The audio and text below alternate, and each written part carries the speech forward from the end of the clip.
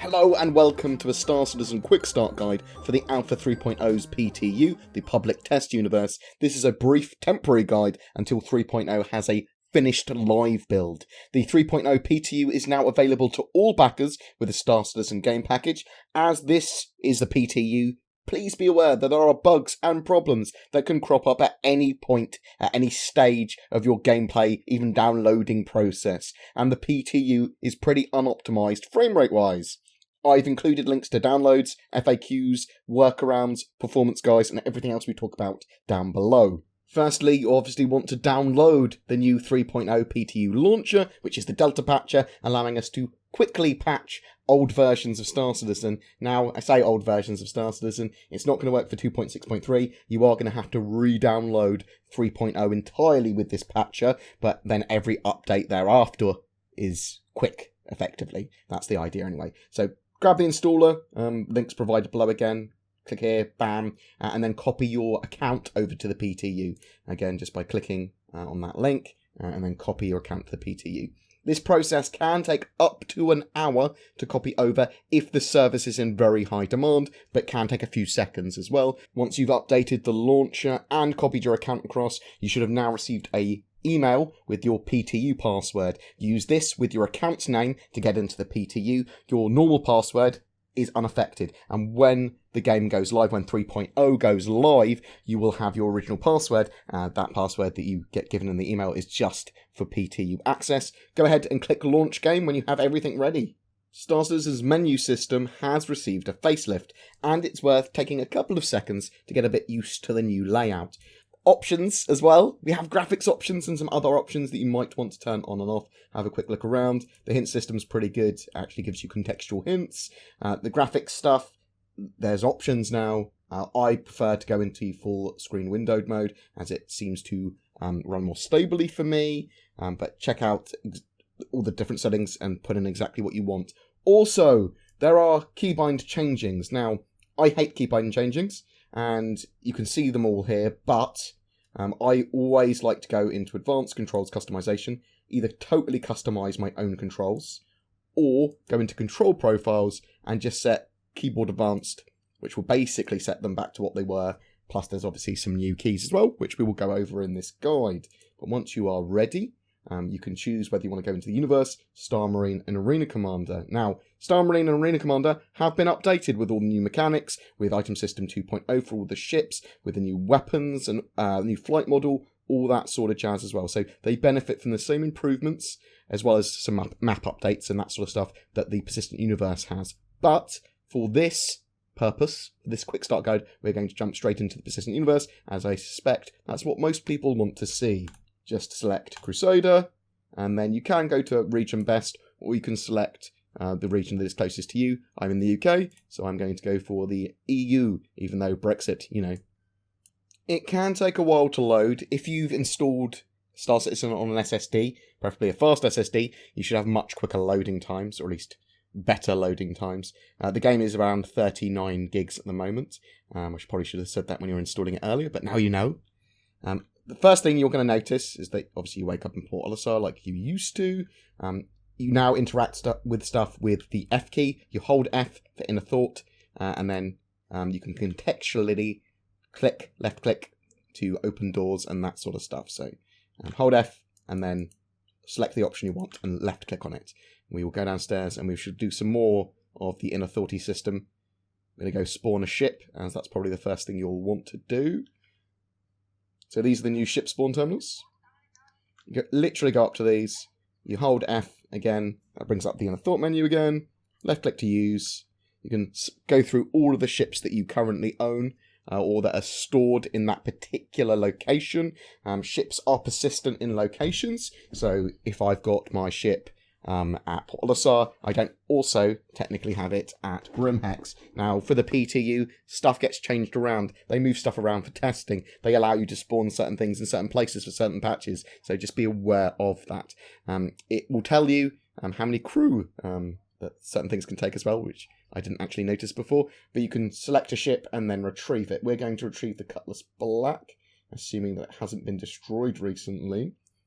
And you literally just click on retrieve. Now, if my ship had been destroyed, or there is an issue with my ship, like doors not spawning, I'll click on claim, and then I'll file a claim. I could technically file a claim now, but I don't want to because my ship is in perfect health.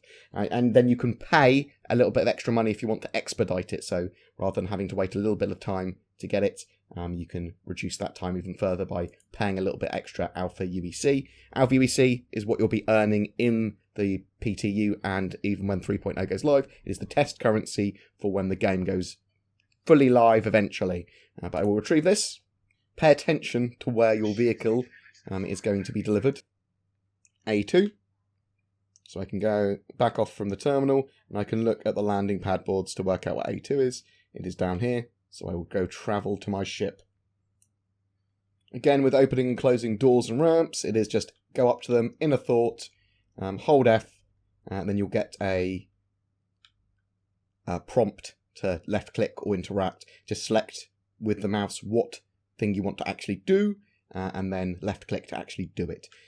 Obviously, when this ramps up, the way I'm supposed to interact with it is using this button panel. So if you're confused on what to use to open a door, or a lift, or an elevator, or get into a cockpit, then have a quick look around and see if there's a button or terminal or switch you're supposed to interact with. With the Cutlass Black, I'm going to use the front seat, which is the main pilot seat rather than the co-pilot seat. I'm going to press T to bring up my flashlight as well. Turn on, just toggle that on and off with T. Then I hold F again, enter pilot seat. Now when you get into a ship now, there is no instant flight ready mode. You will have to flight ready it yourself. Now, you hold F, and you look around for flight ready. Normally, it's towards the stick on your crotch. So you can see flight ready here. If you've bound a key for flight ready, then use that. Otherwise, just select flight ready and left click. Now, if you don't take your ship off the pad after a certain amount of time, it will automatically get put back into storage. So I'm going to lift off by holding space. Once you've taken off, you can retract your landing gear by pressing N. Basically, pressing N will go into landing mode if you're not in landing mode. And if you are in landing mode, it will retract your landing gear. And then you're free to fly around with the standard controls. W, obviously, go forward. So if you want to land at a station, if you want to change your ship, if you want to refuel and repair or whatever, what you want to do is you want to press F1, because you need to request landings now. And you want to click on this little people button. And then you want to click on Port Olisar Landing Services. And basically what that will do is request a landing pad for you.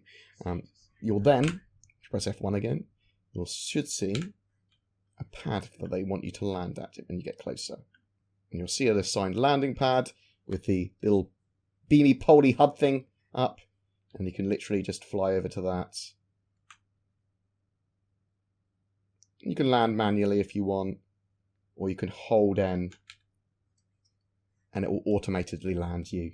Nice and simple. I'm not going to do that. No, let me out. Let me out. So the idea there is if I left my ship, it would put it back into storage there, and because ships are persistent, I can only buy and sell cargo and commodities on ships that are actually persistent at that location. So if I was at Grimhex but didn't have my Cutlass Black with me, I couldn't buy cargo for the Cutlass Black, nor could I sell it there. So what can we do in space? What are the game loops? Well, there's missions, there's cargo, and there's some cool exploration-y stuff. So let's jump into the Mobiglass and let's show you how to navigate around the verse to start with. Bring up the Mobiglass, then click on this little button in the middle. That's the star map. So some ships have a star map that you can literally use by holding F and then fiddling around with, or you can just open it up on your Mobiglass instead. And what you do is you can mouse wheel out while in the Mobiglass, and you can select your destination. Now, we're at Port Olisar currently. We can select a destination. We do need to have a clear line of sight to it, otherwise we'll have to go to another destination first. And once we're at the major, like, planetary or moon or astral body at a location, we can then go to some sub-locations. And you'll notice, like, when you have a mission, there may be a point targeted around Daymar, but not Daymar itself. So if we go into Daymar, we can see that there's Kovalex Shipping Hub that we can then go to. But it's recommended, as you can see here, there's a red line, that we'd have to go to Daymar first, and then to Covalent's mission hub. So let's go ahead and go to Daymar. Click on Daymar, and then we click Set Destination. Simple as that. Then we can actually see the destination appear in front of us, and then we'd hover over it, and then hold B. Now activate our quantum drive. We do need quantum fuel, so just bear that in mind. So that's one of the reasons you'd want to go and refuel your ship at a Cry Astro service. And when you're by a Cry Astro service, this is a good one actually to remember, press F1 again, and then literally on your mobiGlas, there is a Cry Astro service services that you will then click on what you want service-wise, whether you want repair, restock, fuel, for your ship, literally for the Afterburner, or fuel for the quantum engine, or quantum fuel tanks. Now, as we can see here, we're at a little moon. We're at Daymar. We can see these little points around it, these OM points. Now, these are little markers allowing you, orbital markers in fact, to quickly traverse around the moon. So I can quantum travel to these points if I wish to get a better position to move around. So let's go to one of them actually. Let's go to OM4. So this allows me to position myself around the moon a lot better. We'll have access to all of the facilities marked on our HUD as well. Now these facilities, mainly just for show in the PTU, although there's a couple of them, like the mining facilities, typically have landing pads where you can spawn vehicles. So you could take your ship there, you can spawn a vehicle, park that vehicle inside your ship if you wanted to, or just use that vehicle to drive around the planets. The emergency shelters are very bare bones, they're just literally just a little tiny outpost. But with all of these, there's a potential that there could be a mission there. So let's show you exactly what a mission is, and how to accept them, how to get them. And let's bring up the contract manager, which is the top left mobiGlas icon. Literally a little contract there. Eventually, these will allow you to do contracts for players and stuff as well. But there's general ones and there's personal ones. So personal ones are more just for your character. Other people might be doing similar missions or the same mission, but they can't really affect you in the same way as they can't prevent you from taking the mission in the first place. General missions are missions that are dynamically happening, so if a comm array gets turned off and they need to be turned back on, then you'll get an alert here, and you can take one of these missions. Once you take and complete a certain amount of missions, basically you'll generate reputation, you will then get offered missions from Miles Eckhart and Ruto, also known as the Mission Givers, and they will guide you with HUD and locations and HUD markers to exactly where they are so that you can talk to them. So don't worry about finding them. Once you have enough rep to talk to them and they offer you a mission, they will show you exactly where to go. But you take a mission, you can have a quick read about it, and then you can accept it if you're happy to do it. Sometimes it will give you a lot of details where the location and everything is and what the mission is. Sometimes it will give you quite loose data, but it will still, once you take the mission, it will show in your HUD, but also your star map exactly where that mission is. As you can see to the top left there, it has shown me where it is. So I can point there. I would need to mark it on my star map though to actually go there. So then in this situation I would have to go to a station like Commoray 472 and then go to Selin and then go to the wreck site. But then I could complete the mission by doing whatever requirements it is. When landing on planets, there's nothing particularly special you need to know, other than, I suppose, Afterburner. So Afterburner's changed a little bit. You can hold shift now, and you can move around with Afterburner. It will slow you down as you move. But if you don't move around, if you go in a straight line, we'll eventually go into second stage Afterburner, which is effectively cruise mode that we previously had a while ago, normally around 1,000 plus meters per second, and this will allow you to very quickly get to a planet's surface from an orbital marker or from straight from quantum travel.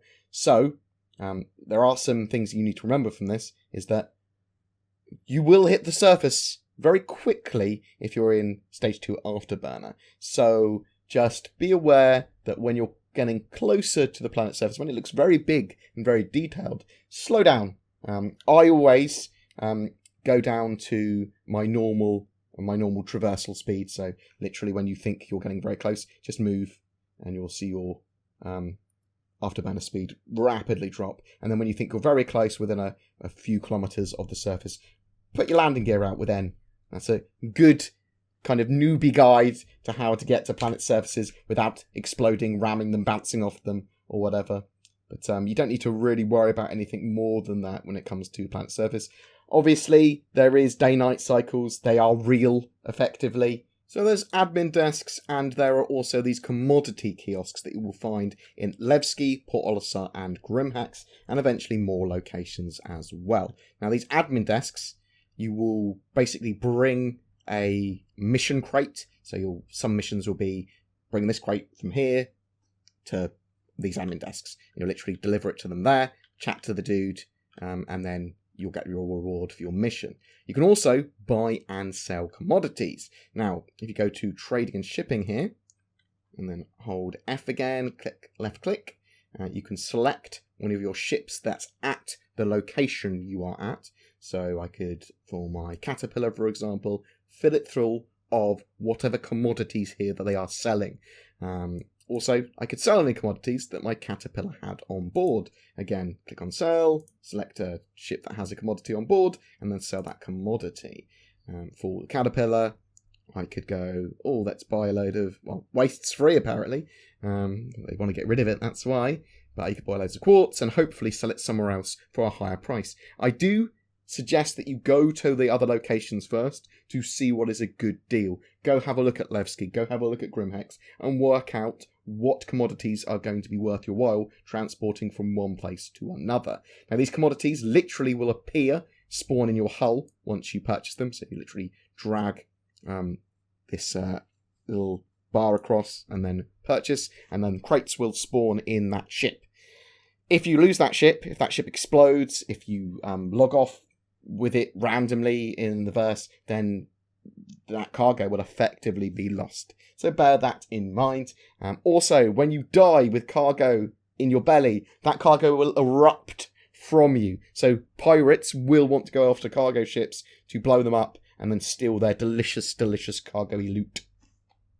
It's good to remember, though, that not everything is going to be sellable at every location. They're only going to buy certain things. There's also Dumpers Depot, and obviously there's Garage Defence and all those other shops as well, Kasaba Outlet. Dumpers Depot is the new one, really, though, because you can now buy ship components and weapons. So you can go in here, and I can have a look by holding F to buy anything, and I can click on Buy to have a better look at it. It tells me exactly what this component is and what it does, including giving me a little bit of the stats from it as well. It tells me it's military, which normally means it's pretty good, and I can purchase it if I want to, and then I can equip it on my ship. Now, how do you do that? Well, if you press F1, on the Moby Glass, you will see a Personal Manager app and a Vehicle Manager app, the PMA and the VMA. So the Personal Manager app allows you effectively to put equipment on your character. So you can click on armor here, and then every individual part of your body or slot on your body is available to put something on. So I'm at live fire weapons. I'm going to grab this bad boy, bit of an SMG, purchase it. Probably want to purchase some ammo as well. That's always the smart move. That's for the shotgun.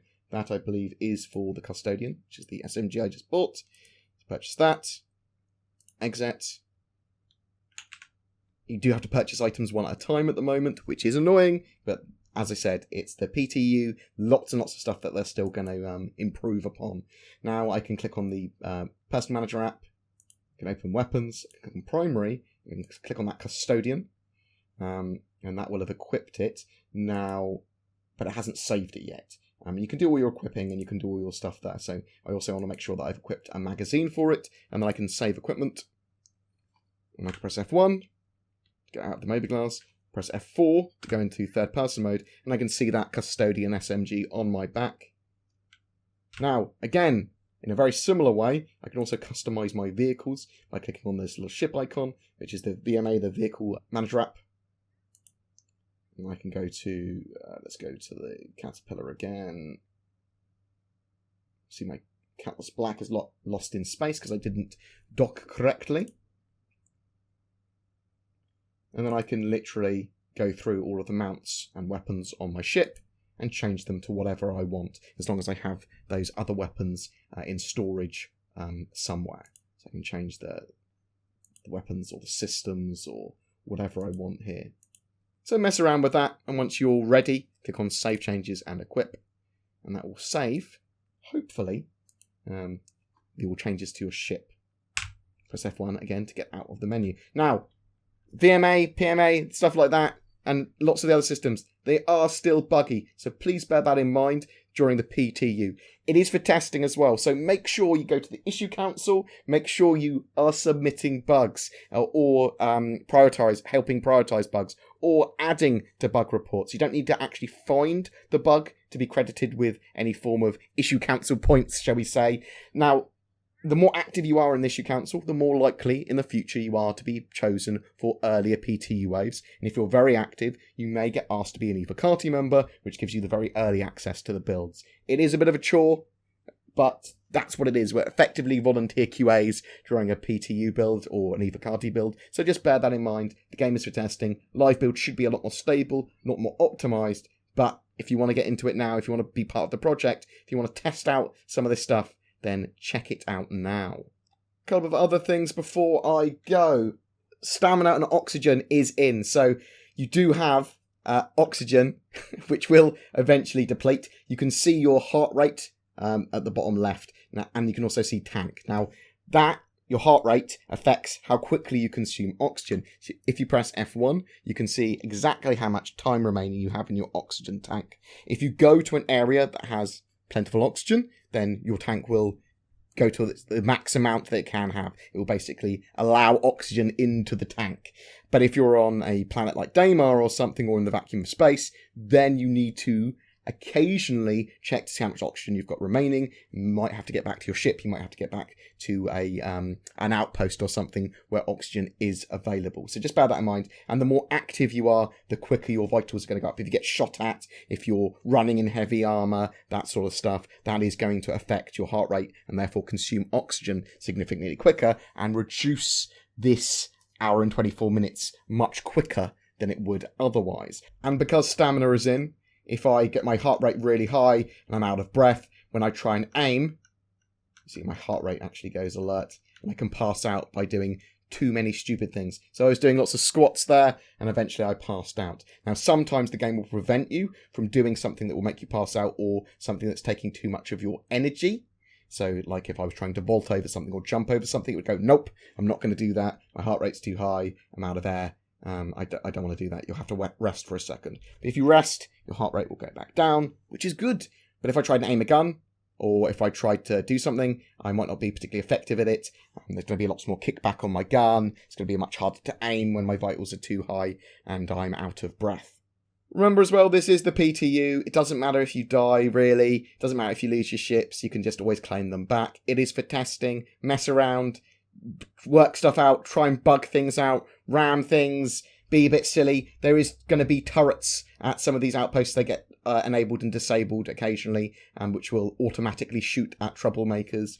Try not to troll anyone. Try not to ram them on landing pads, because, that's a dick move. There are also random encounters that can occur while you're in quantum travel. Basically, quantum disruption is now a thing, and NPCs can effectively pull you out when you are trying to mind your own business and do a mission objective, or just travelling back to Port Olisar, pretty much at any time. So you get pulled out, you'll have to fight them, or get away, or move away from the area, and then go back into quantum travel. It just adds a bit of spice to the game, so just bear in mind that does happen now. And yeah, that's kind of it. I hope you enjoy 3.0 PTU. Remember, it is super buggy, and that you should be trying to get involved with the testing and bug prioritization, and talking about what bugs and what balance you like, what you don't like. The flight model's different. I don't like it, I do like it, whatever. Get involved. It's part of the project, and that's why I quite enjoy Star Citizen. Every month we give away a ship. For December, it's the Orion mining vessel donated by our featured org, Self-Made, an organisation looking at all types of gameplay with a lawful, neutral, anti-piracy stance and a focus on developing you as an individual in the game, kind of not being a dick to others. Links below if you're interested in joining them. They are active now, and they will be very active when Act 3.0 goes live as well. All you need to do to be in for a chance of winning that Orion is be subscribed to my YouTube channel and comment on any of my Star Citizen videos during the month. Do you have any questions about Alpha 3.0, about the controls, about anything really? Chuck them in the comments below. A special thank you to my Patreons who allow me to create the amount of content I do. If you're interested in becoming one of them, you can find the links to Patreon down below, as well as everything else we've talked about. Please don't forget to like and subscribe as well, as it really does help me, and I'll see you in the verse.